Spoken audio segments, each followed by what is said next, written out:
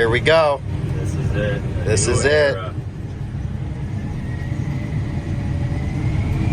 Grandpa Victor would be amazed.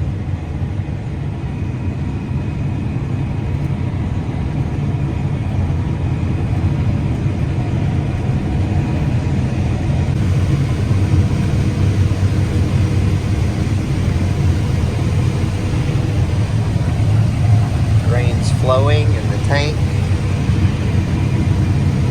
Awesome. And on the 8th day, God looked down on his planned paradise and said, I need a caretaker. So God made a farmer.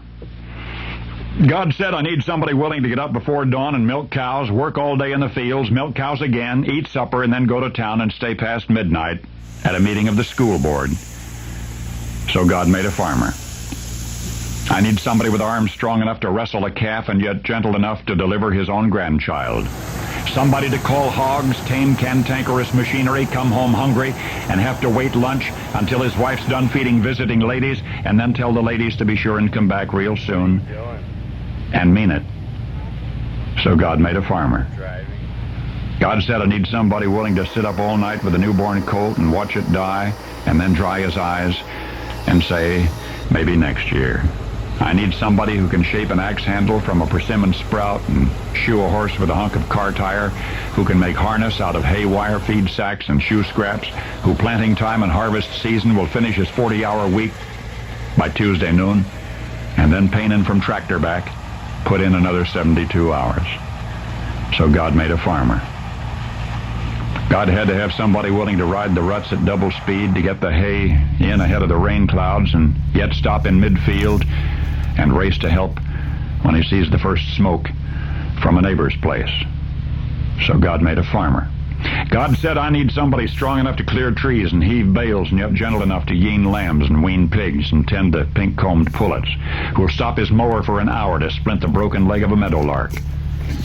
It had to be somebody who'd plow deep and straight and not cut corners, somebody to seed, weed, and feed and breed and rake and disc and plow and plant and tie the fleece and strain the milk and replenish the self-feeder and finish a hard week's work with a 5-mile drive to church. Somebody who'd bail a family together with the soft, strong bonds of sharing. Somebody who would laugh and then sigh and then reply with smiling eyes when his son says that he wants to spend his life doing what Dad does. So God made a farmer.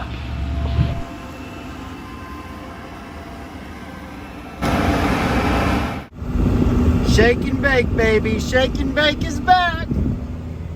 Shake and bake. We're back in business. Woo!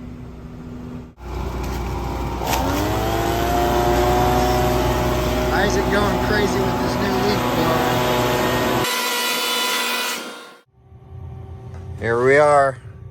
The end of the season. Put it in gear, bro. Here we go. Just like when we started. Harvest 2022.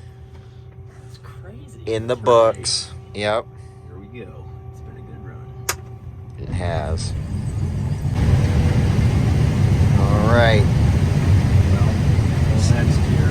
Yep, till next year. I'm gonna miss this. So this is our new tradition. Our grandfather would always throw his hat into the combine at the end.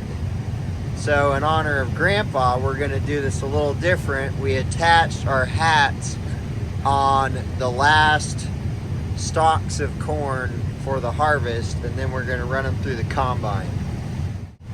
The last of the corn for the first harvest on 12 rows for this Victor family. And there they go. Nice. We're done. That's a wrap. That's a wrap. Till next year.